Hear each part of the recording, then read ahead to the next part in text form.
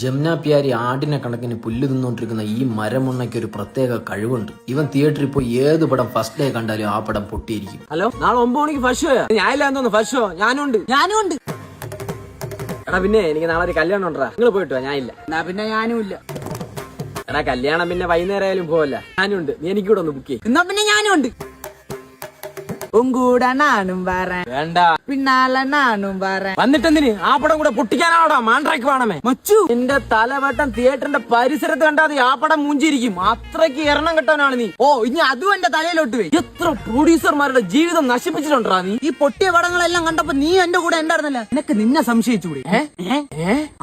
അല്ല, നീയൊക്കെ എന്തിനാണ് തിയേറ്ററിൽ പോണേ? പപ്സി തിന്നാനും AC കൊള്ളാൻ.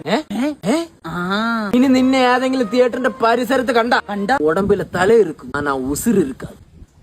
ഒരു കാരണവശാലും നമ്മൾ പടത്തിന് പോകുന്ന കാര്യം ആ മാൻഡ്രയ്ക്ക് അറിയരുത്. Keep it safe and sexy. Oh,